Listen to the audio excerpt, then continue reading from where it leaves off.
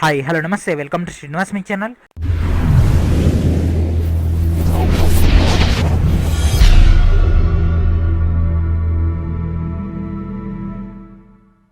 ఈ రోజు వీడియో మనకు సైన్స్ అండ్ టెక్నాలజీ యొక్క డిస్కషన్లో భాగంగా ఫిబ్రవరి మంత్ యొక్క కరెంట్ అఫైర్స్ అని డిస్కస్ చేసుకుందాం. ఆల్రెడీ ఒక ఫిబ్రవరి మంత్ యొక్క పార్ట్ 1 అని డిస్కస్ చేసుకోవడం జరిగింది కదా. ఎవరైతే ఇంకా యొక్క క్లాస్ చూడలేదు దయచేసి ఆ యొక్క క్లాస్ చూడండి. అండ్ ఈరోజు మనం రిమైనింగ్ ఉన్నటువంటి బిట్స్ అన్నిటిని కూడా డిస్కస్ చేద్దాం. అండ్ ఫస్ట్ బిట్ వచ్చేసి union minister of defence Shri Rajnath Singh inaugurates new light compact helicopter LCH production hangar at Hindustan aeronautics limited HAL complex in Bengaluru Karnataka. So బెంగళూరులో మనకు ఈ యొక్క కొత్త ప్రొడక్షన్ హ్యాంగర్ని అయితే స్టార్ట్ చేయడం జరిగింది. కేంద్ర మంత్రి అయినటువంటి రాజ్నాథ్ సింగ్ మేజర్గా ఈ యొక్క హిందుస్థాన్ ఏరోనాటిక్స్ లిమిటెడ్ సంబంధించినటువంటి లైట్ కాంపాక్ట్ హెలికాప్టర్ ఇది మొత్తం కూడా మనకు అటాక్ హెలికాప్టర్ అనేది తయారు చేయబోతున్నారు. సో దీంట్లో మనకు మిసైల్స్ అదేవిధంగా బాంబర్స్ మొత్తాన్ని లాంచ్ చేయడానికి మిషన్ గన్ లాంటి టెక్నాలజీని దీంట్లో ఇన్బిల్డ్ చేయబోతున్నారు. మేజర్గా దీన్ని LCHTD అంటారు, అంటే light compact helicopter technology demonstrator 1 అనేటటువంటి దీన్ని తయారు చేయడం జరుగుతుంది. దీని యొక్క టోటల్ వెయిట్ వచ్చేసి 5.5 టన్ ఉంటుంది. అండ్ దీనికి థ్రస్ట్ ఇవ్వడానికి దీనికి పవర్ ఇవ్వడానికి 2 శక్తి ఇంజన్స్ను కూడా యాడ్ చేయడం జరిగింది. అండ్ అదేవిధంగా దీంట్లో మనకు డిఫెన్స్ పబ్లిక్ సెక్టర్ అండర్టేకింగ్లో దీన్ని వర్క్ అయితే చేపిస్తున్నారు. దీని యొక్క టోటల్ డిజైన్ అదేవిధంగా దీని యొక్క total development by HAL Hindustan aeronautics limited ఈ విధంగా మనకైతే డేటా అయితే ఇవ్వడం జరిగింది. అండ్ దీన్ని మేజర్గా సియాచిన్లో వర్క్ చేయించడానికి, అంటే దాదాపుగా సముద్ర మట్టానికి 4700 మీటర్ల ఎత్తులో దీన్ని వర్క్ చేయించడానికి అయితే దీన్ని అయితే ప్లాన్ అయితే చేయడం జరుగుతుంది. And next, astronomers detect biggest explosion in the universe since the Big Bang in Ophiuchus galaxy cluster. So మనకు ఈ మధ్య కాలంలో బిగ్ బ్యాంగ్ తర్వాత ఖగోళ శాస్త్రజ్ఞులు విశ్వంలో మనకు అతిపెద్ద పేలుడును అయితే కనిపెట్టడం జరిగింది. సో దాని యొక్క మెయిన్ డేటా చెక్ చేద్దాం. సో ఇది ఎక్కడ జరిగిందంటే ఓఫిచస్ గెలాక్సీలో జరిగింది. సో ఇది మన యొక్క భూమికి ఎంత దూరంలో ఉంది? సో ఇది మన భూమికి దాదాపుగా 390 మిలియన్ కాంతి సంవత్సరాల దూరంలో ఉండడం జరిగింది. ఈ యొక్క ఎక్స్ప్లోజన్ని మన యొక్క భారతదేశంలో ఉన్నటువంటి giant metre wave radio telescope ద్వారా దీన్ని చెక్ చేయడం జరిగింది. అంటే ఆల్ ఓవర్ ద వరల్డ్లో ఉన్నటువంటి 4 టెలిస్కోప్లను వీళ్ళు ఏకీకృతం చేసేసి దాన్ని డిటెక్ట్ చేయడం జరుగుతుంది. దాంట్లో మన యొక్క ఇండియా కూడా ఇన్బిల్ట్ అయింది కాబట్టి మేజర్ రోల్ అని మెయింటైన్ చేస్తూ ఉంటుంది. సో అతిపెద్ద పేలుడును రీసెంట్గా కనుగొనడం జరిగింది ఈ యొక్క ఆస్ట్రోనాట్స్. దీనికి సంబంధించి కనుక కనుక్కుంటే మనకు మొత్తం కూడా ఇది ఆస్ట్రేలియా నుంచి అయితే మెయిన్గా వర్క్ చేయడం జరిగింది. సో ఆస్ట్రేలియాలో యొక్క టోటల్ టీం అంతా కూడా అక్కడ ఉంది. అక్కడ నుంచి మనకి ఒక టోటల్ డేటాని గ్యాదర్ చేసి మనకి ఒక జర్నల్స్లో దీన్ని పబ్లిష్ కూడా చేయడం జరిగింది. సో దీని యొక్క డీటెయిల్ డేటా, అంటే దీని యొక్క డీటెయిల్ డేటా కావాలనుకుంటే మన యొక్క సిరీస్లో దీని యొక్క డీటెయిల్ ఫైల్ ఉంటుంది, మీరు అక్కడ నుంచి గ్యాదర్ చేసుకోవచ్చు. And next, NASA commissioned its Spitzer space telescope after 16 years. So 16 సంవత్సరాల తర్వాత, అంటే దీన్ని 2003లో లాంచ్ చేయడం జరిగింది. తర్వాత దీన్ని 2018 వరకు దీనికి టైం స్పాన్ అయితే ఇవ్వడం జరిగింది. 2018 వరకు దీని టైం స్పాన్ అయితే ఇవ్వడం జరిగింది. అంటే 15 సంవత్సరాలని దీన్ని లాంచ్ చేయడం జరిగింది. అయితే ఇంకా 1 ఇయర్ ఇది ఎక్స్ట్రా వర్క్ చేయడం జరిగింది.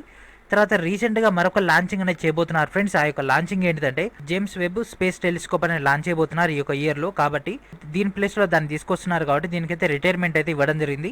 సో నాసా తన యొక్క స్పిట్జర్ స్పేస్ టెలిస్కోప్ని 16 సంవత్సరాల తర్వాత తొలగించడం జరిగింది. ఇది మోస్ట్లీ మనకి ఒక ఇయర్ స్టార్టింగ్ వరకు కూడా ఇది వర్క్ చేయడం జరిగింది. So this is the telescope.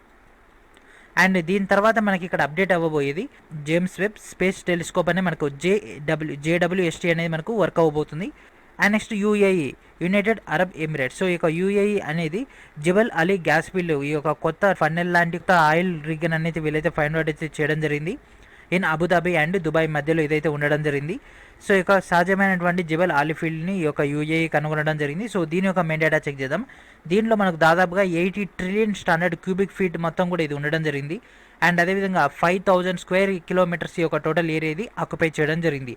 అత్యంత లార్జ్ అయినటువంటి ఈ యొక్క టోటల్ డేటా. అదేవిధంగా ఇది గవర్నమెంట్ ఓన్డ్ అయినటువంటి ఎనర్జీ గెయింట్.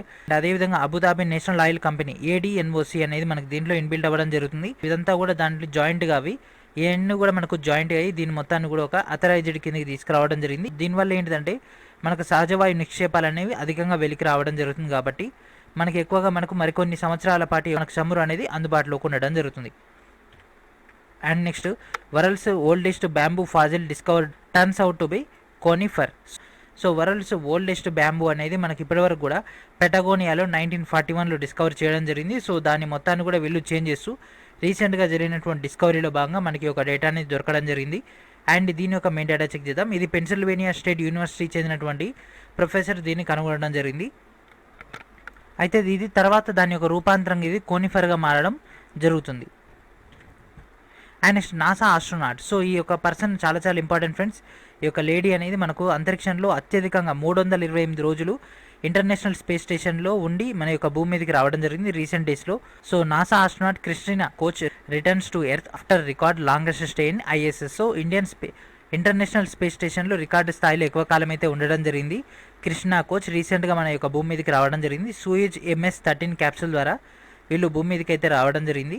అండ్ దాదాపుగా 328 రోజులైతే అంతరిక్షంలో ఉండడం జరిగింది. ఇది ఒకటి చాలా చాలా ఇంపార్టెంట్ ఫ్రెండ్స్. 41 సంవత్సరాల వయసు కలిగినటువంటి కృష్ణ కోచ్ అంతరిక్షంలో ఈ యొక్క ప్రయోగాన్ని చేయడం జరిగింది. సో వరల్డ్ రికార్డుని సాధించింది. And next astronomers discover monster galaxy XMM-259 from early universe. And recent ఎక్స్పెడిషన్లో భాగంగా మాన్స్టర్ గెలాక్సీ అనేది కనిపెట్టడం జరిగింది. సో టీమ్ ఆఫ్ ఆస్ట్రోనాట్స్ అదేవిధంగా సైంటిస్టులు కలిసి దీన్ని ఎక్స్పెడిషన్ చేయడం జరిగింది. కోడ్ నేమ్ అయినటువంటి గెలాక్సీ కోడ్ నేమ్ అయినటువంటి XMM-259ని కనుగొనడం జరిగింది. ఈ యొక్క విశ్వం జననమైన తర్వాత దాదాపుగా 1.8 బిలియన్ సంవత్సరాల తర్వాత ఇది ఏర్పడడం జరిగింది.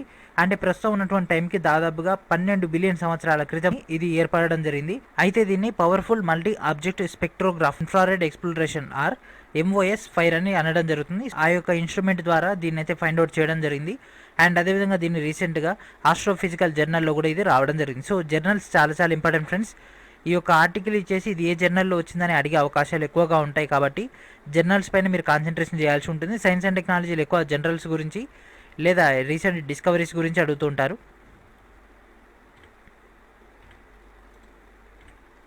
And next Iran unveils new ballistic missile Raad 500 dedicated to former major general Qassem Soleimani. So సులేమానికి అంకితం చేయబడినటువంటి రాడ్ 500 అనేటటువంటి బలాస్టిక్ మిసైల్ని అయితే లాంచ్ చేయడం జరిగింది. ఇది షార్ట్ రేంజ్ అయినటువంటి బలాస్టిక్ మిసైల్. సో ఇది తక్కువ డిస్టెన్స్లో వెళ్ళేటటువంటిది ఇది.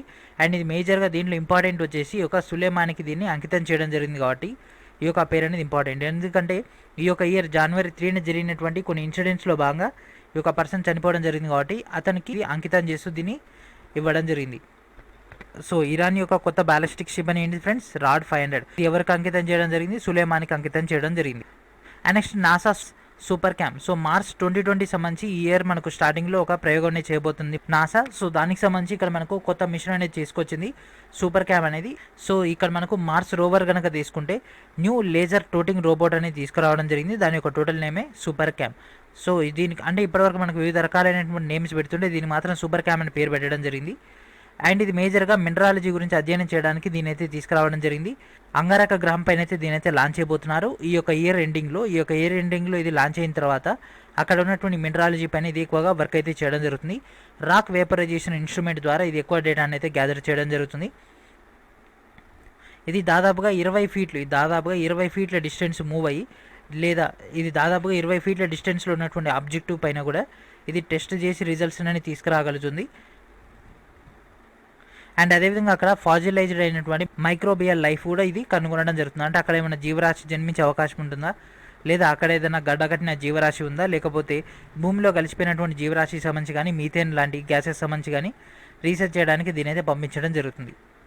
And next US scientist discover the new born massive planet closer to earth called 2 Mars 1155 7919b. So ఈ యొక్క 2 Mars 1155 7919b అని పిలువబడేటటువంటి రీసెంట్గా మనకు ఒక భారీ గ్రహం అనేది మనకు ఏర్పడడం జరిగింది. దీన్ని US శాస్త్రవేత్తలు వచ్చి దీన్ని అయితే ఫౌండ్ అవుట్ చేయడం జరిగింది. ఇది మన యొక్క భూమికి దాదాపుగా 330 కాంతి సంవత్సరాల దూరంలో అయితే ఉండడం జరిగింది.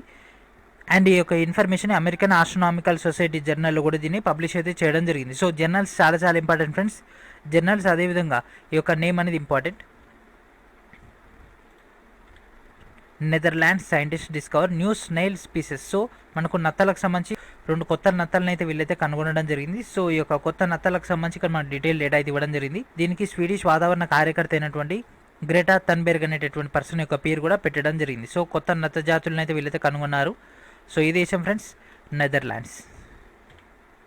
And next scientist discover breathable oxygen in Galaxy out side of Milky way for first time. So మొట్టమొదటిసారిగా మనకి పాలెపొంత అవతల మనం తీసుకునేటటువంటి ఆక్సిజన్ కలిగినటువంటి ప్రాంతాన్ని వీళ్ళైతే కనుగొనడం జరిగింది.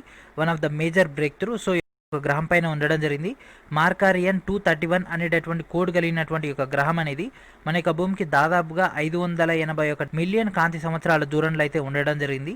సో దీని మేజర్గా IRAM అనేటటువంటి ఇన్స్టిట్యూట్ దీన్ని అయితే ఫైండ్ అవుట్ చేయడం జరిగింది. Institute for radio astronomy in the millimetre range. అదేవిధంగా దీంట్లో మనకు 30 మీటర్ టెలిస్కోప్ అనేది ఉపయోగించడం జరిగింది. ఈ యొక్క టెలిస్కోప్ అనేది మనకు స్పెయిన్ నుంచి ఆపరేట్ చేయడం జరిగింది. అదేవిధంగా మనకు ఫ్రెంచ్ నుంచి కనుక తీసుకుంటే నార్థన్ ఎక్స్టెండెడ్ మిల్లీమీటర్ అరే టెలిస్కోప్ అనేది మనకు ఫ్రెంచ్ నుంచి 2 కలిసి మనకి దీన్ని అబ్జర్వ్ అయితే చేయడం జరిగింది. సో ఫైనల్గా మానవులు గ్రహించగలిగేటటువంటి ఆక్సిజన్ అనేది మన యొక్క పాలపుంత అవతల కూడా ఉన్నట్లు మనకైతే ఫైనల్గా కంక్లూడ్ అయితే చేయడం జరిగింది. అదేవిధంగా దీనిలో చైనా ఆస్ట్రోనామర్స్ కూడా ఇన్బిల్ట్ అవ్వడం జరిగింది.